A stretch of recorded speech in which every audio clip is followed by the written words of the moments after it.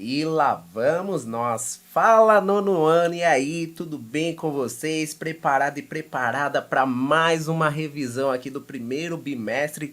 Agora nós iremos entrar na nossa terceira aula. Vamos falar sobre o fim da escravidão no Brasil e o que eu tenho a dizer para você é que essa aula de hoje promete, porque tem bastante coisa interessante, bastante coisa importante que a gente precisa pontuar aqui. Então por isso hoje eu coloquei até um pouquinho de slides a mais do que na aula 2, tá bom? Mas vai ser bem tranquilo se você acompanhar aqui do jeito que eu vou fazer aqui. Com certeza as tarefas do final aqui você vai tirar de letra, quer ver? Então vem comigo. Olha só, essa aqui é a nossa habilidade, tá bom? E vamos seguir aqui. Deixei diminuída aqui a tela só para você ver a habilidade que nós estamos retrabalhando. E agora vamos que vamos ao nosso tema de hoje. O fim da escravidão no Brasil. No conteúdo nós iremos trabalhar sobre a Lei Eusébio de Queiroz, do ventre livre, dos sexagenários e a Lei Áurea. Pois é, então nós vamos falar dessa transição aí que se deu desde o início, né? Que foi um processo assim, né? Como nós havíamos falado na nossa última revisão, não foi uma coisa que aconteceu de uma vez, você entendeu por que agora? Foi um processo, né? Que foi acontecendo de lei em lei até nós chegarmos na Lei Áurea, que é onde nós iremos falar sobre a abolição da escravidão no Brasil, tá bom? Então, vamos seguindo aqui com os nossos objetivos sem mais delongas e vamos começar aqui com umas 3 perguntas para nortear você aqui nesse nosso assunto, né? E aí, é uma retomada de uma retomada, porque isso daqui já foi trabalhado no 8º ano. Então, considerando aquilo que você já aprendeu lá no 8º ano, qual que foi o papel das chamadas leis emancipacionistas no processo de extinção da escravidão no Brasil? Nossa, parece até um trava-língua, né? Abi, quais foram as leis emancipacionistas mais importantes implementadas no Brasil antes da Lei Áurea? Quais foram essas leis aí? E a terceira pergunta é: a única responsável pelo fim da escravidão no Brasil foi a princesa Isabel? E aí? Sabe ou não sabe? Vamos às respostas aqui rapidamente. Então, a primeira pergunta aqui: qual foi o papel das chamadas leis emancipacionistas no processo de extinção da escravidão no Brasil? A resposta é: as chamadas leis emancipacionistas tiveram um papel importante e contraditório no processo da extinção da escravidão no Brasil. Por quê? Uma das leis emancipacionistas mais conhecidas foi a Lei Eusébio de Queiroz, que nós iremos falar sobre ela. Essa foi a lei que proibiu o tráfico de escravizados africanos para o Brasil. E essas leis foram conquistas importantes, né, do movimento abolicionista, que nós falamos na última aula, né, sobre essa questão do movimento abolicionista, mas ao mesmo tempo, o que aconteceu? Elas foram uma alternativa menos radical. Lembra que havia 2 grupos que discutiam entre, e aí, vamos implementar direto a questão da abolição e acabar de vez com a escravidão?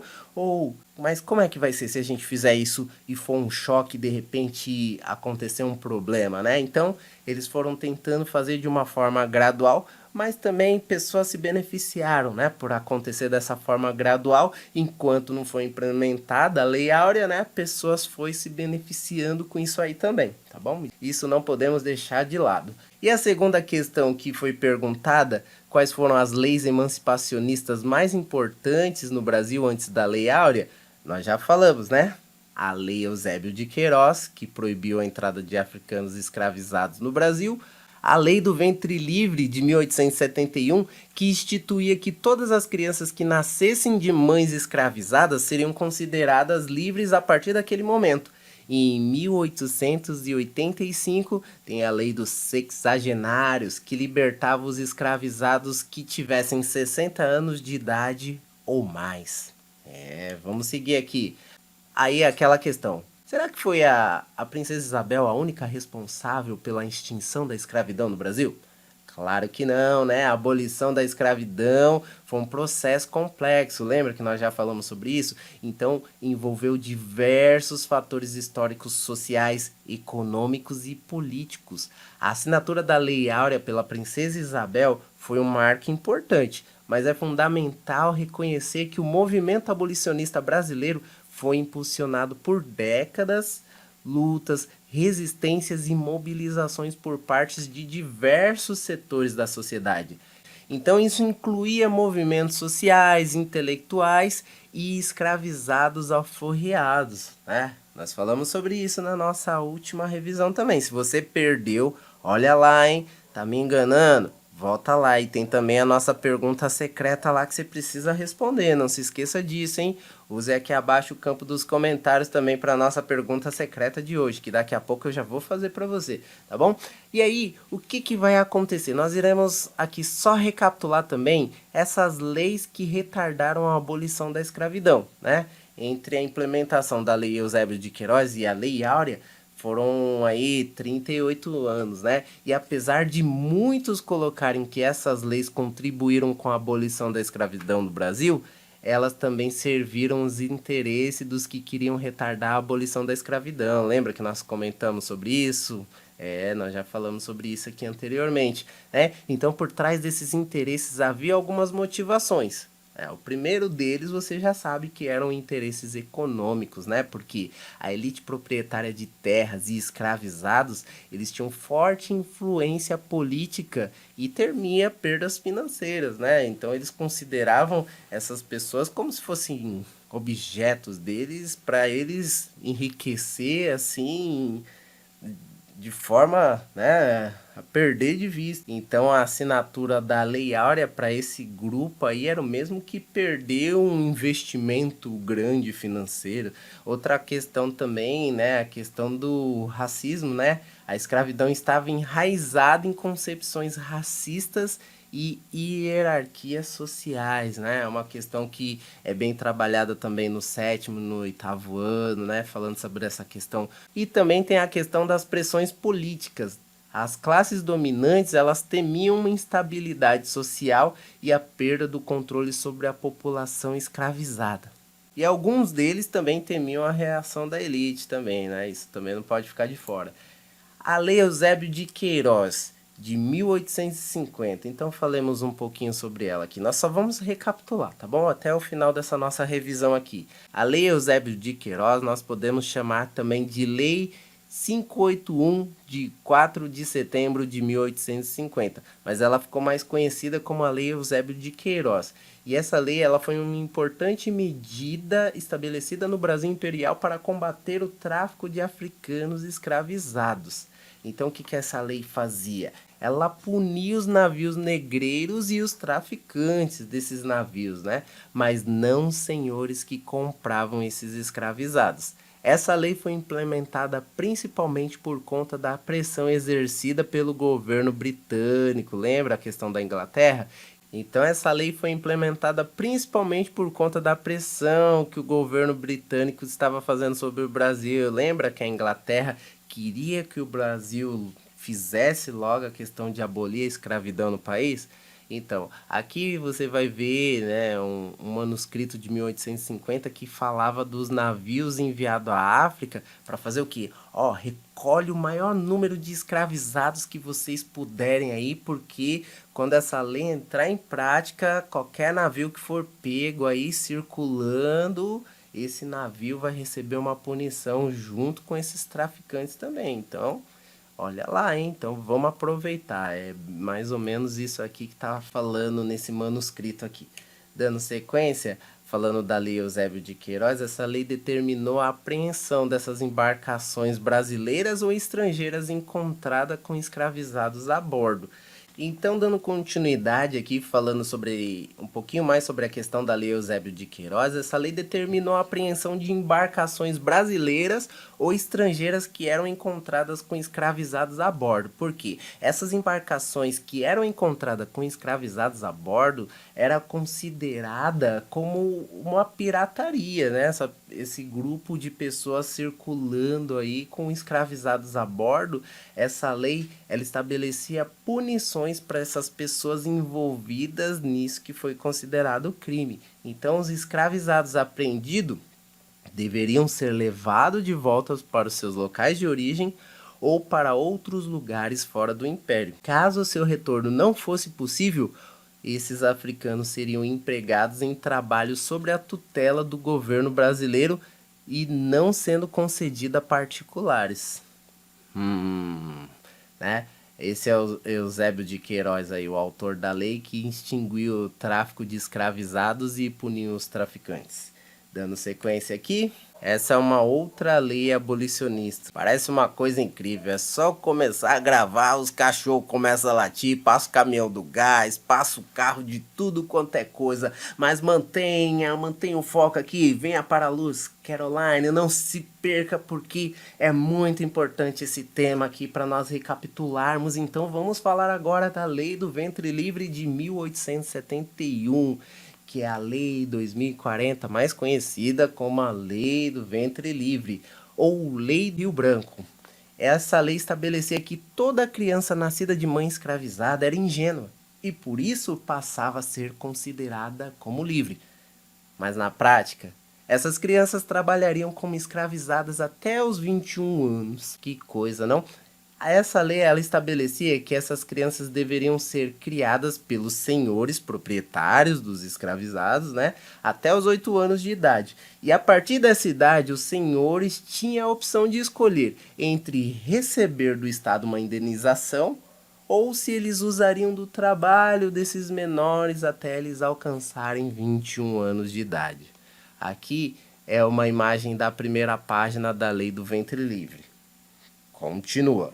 Temos aqui também a Lei dos Sexagenários, é a Lei de 1885. Essa Lei Saraiva-Cotegipe, que é conhecida como Lei dos Sexagenários, foi uma lei brasileira aprovada em 28 de setembro de 1885. Ela libertou todos os escravizados com mais de 60 anos de idade e abordou outras questões relacionadas à emancipação dos escravizados. Essa lei libertou os idosos, que significava uma quantidade pequena de escravizados, e também aqueles que não teriam mais utilidade para o trabalho. Então, aqueles que eles consideravam como inúteis, então, né, vamos liberá-los, já estão livres, né? No caso, já mostra que aquela pessoa não queria ter custos, né, com aquela pessoa que ele já considerava que não poderia extrair mais nada do trabalho dessa pessoa, né? Coisa triste, né? Mas aqui é uma capa de uma revista ilustrada de 1885, né, o mesmo ano da lei, trazendo um olhar crítico à aprovação dessa lei. O que está acontecendo aqui nessa lei? Olha só, você está vendo aqui na imagem? O pessoal coloca a capa, a bolsa, o chapéu aqui e tá arrastando essa pessoa aqui para fora. Vamos seguir aqui. Continuando a falar aqui dessa lei, essa lei propunha a libertação dos escravizados a partir dos 60 anos, mas sem dar nenhuma indenização aos senhores que continuariam responsáveis por cuidar desses libertos idosos ou desses incapacitados de trabalhar em troca de serviços prestados. Então, o que acontecia? Ela determinava que os libertos teriam que prestar serviço aos seus antigos senhores por 3 anos. É a lei dos sexagenários, né? Então, você vê que ainda tem essa questão aí. E aí, após esse período, aí eles estariam livres para viver e trabalhar onde eles quisessem. E aí, esses escravizados, eles teriam também a opção de deixar a propriedade desses seus senhores, caso eles desejassem. E além disso, o projeto ampliava o fundo de emancipação por meio de impostos que passaram a ser cobrados dos proprietários de escravizados. Aqui tem uma imagem de uma carta de alforria de 1883, colocando a condição de que o escravizado trabalhasse por mais 6 anos. Que coisa mais contraditória, não é? Sempre protelando e protelando e protelando essas questões, né?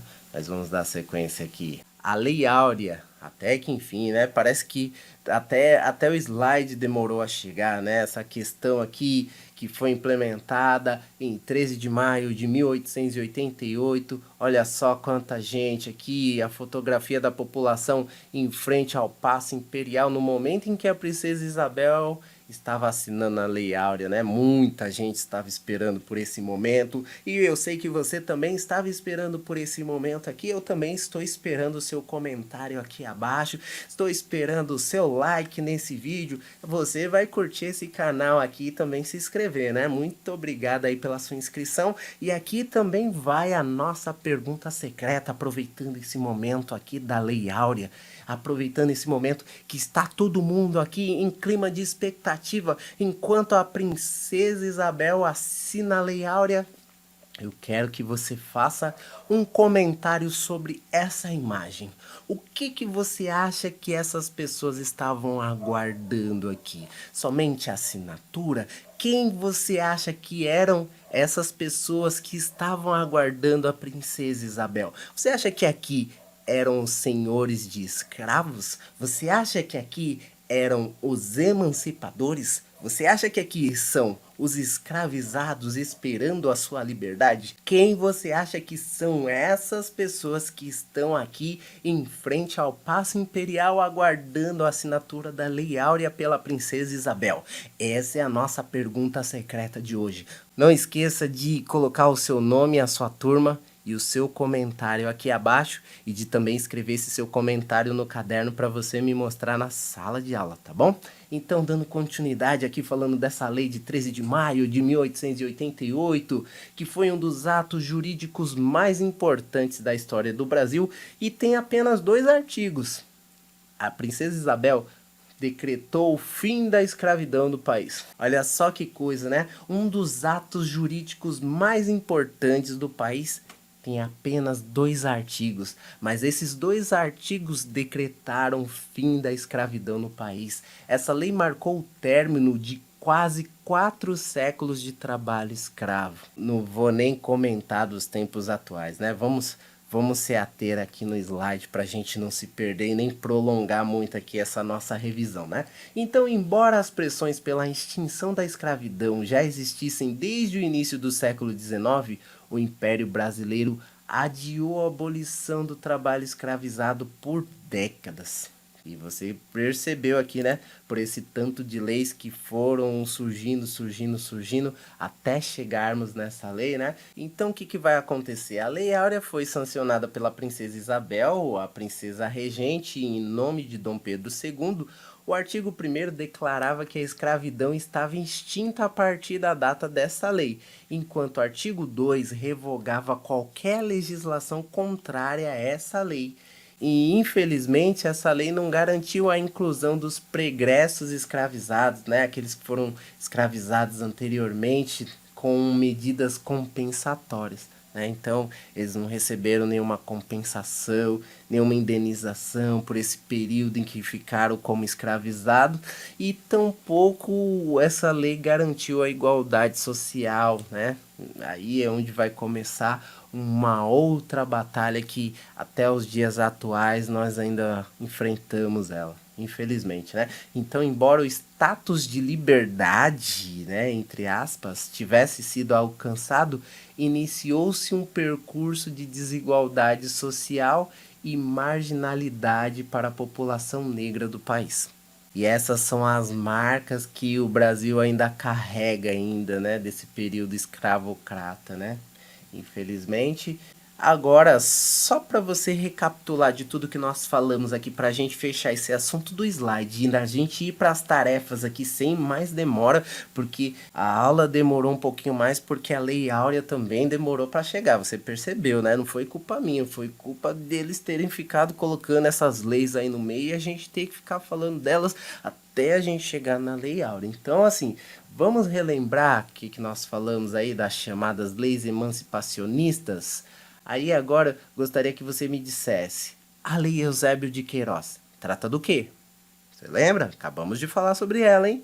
E a do ventre livre? E a Lei dos Sexagenários? Essa daqui você sabe, nós acabamos de falar dela, né? A Lei Áurea. Então, a Lei Eusébio de Queiroz é aquela que proibiu o tráfico de escravizados africanos, né? E aplicava multas para quem infringisse essa lei, né? Esses navios piratas andando por aí com escravizados, agora estava proibido a partir da Lei Eusébio de Queiroz. A Lei do Ventre Livre concedia liberdade aos filhos de escravizados, mas você viu que tinha uma zona cinzenta ali, que já falamos dela também, não vou me ater a falar disso novamente, porque a gente precisa seguir. A questão da lei dos sexagenários também, né? Você percebeu, né, que tinha uma zoninha ali, meia complicada, né? Mas a lei dos sexagenários concedia liberdade aos escravizados com mais de 60 anos de idade, e a Lei Áurea é aquela que vai abolir por completo a escravidão no Brasil. Ou seja, a partir de agora está extinguida a escravidão no Brasil. 13 de maio de 1888. E aí, gostou dessa nossa revisão dessa aula? Agora você vai gostar mais ainda porque você vai tirar de letra essas tarefas aqui de hoje. Vamos lá? Vamos às tarefas? Essa é a nossa tarefa. Então, olha só. Você sabe, né? Você sabe responder essa pergunta. Eu sei que você tá ansioso, que se pudesse, você dava um grito daí da sua casa para eu poder ouvir aqui. Mas você vai marcar ela certinha na sua prova, que eu sei. Então quero saber quais foram as medidas compensatórias garantidas pela Lei Áurea. Você poderia me dizer alguma lei compensatória garantida pela Lei Áurea? Então vamos às alternativas. A medida compensatória garantida pela Lei Áurea garantiu o estabelecimento de medidas de inclusão dos pregressos escravizados na sociedade por parte do Estado. Resposta B. Garantiu o estabelecimento de medidas que pautassem justiça e igualdade social por parte do Estado. Resposta C. Criava um fundo de emancipação para os pregressos escravizados. Que bonito. A D, nenhuma medida compensatória foi incluída na Lei Áurea. Essa lei com apenas 2 artigos. Houve espaço para falar de tudo isso? Será que houve? Será que não houve? Bom, então vamos à resposta. Será que a escolhida foi a A, foi a B, foi a C ou foi a D? Ou você sabe ou você não sabe? Tempo. 5, 4, 3, 2, 1. Tchan, tchan, tchan, tchan. A resposta correta é a D. Nenhuma medida, não foi feito nada para compensar o período de escravização desses quase 400 anos. Ó, agora você é livre, se vira, meu filho, vai cuidar da tua vida. Mas e como? Não sei. Se vira, porque nenhuma medida lhe será dada, nenhuma medida compensatória foi incluída na Lei Áurea. Vamos aqui para a segunda pergunta do dia, da nossa tarefa de hoje, da nossa revisão da aula 3. Essa daqui, como nós falamos, repetimos e repetimos e repetimos, eu tenho certeza que você não vai errar, né? Além da Lei Áurea, quais foram as outras leis que contribuíram para o processo de abolição da escravidão no Brasil? E aí? Será que foi a Lei Tiago de Queiroz, Lei do Ventre Livre e Lei dos Octogenários? Será que foi a B? Lei Eusébio de Queiroz, Lei dos Sexagenários e Lei do Ventre Livre? Ou será que foi a C?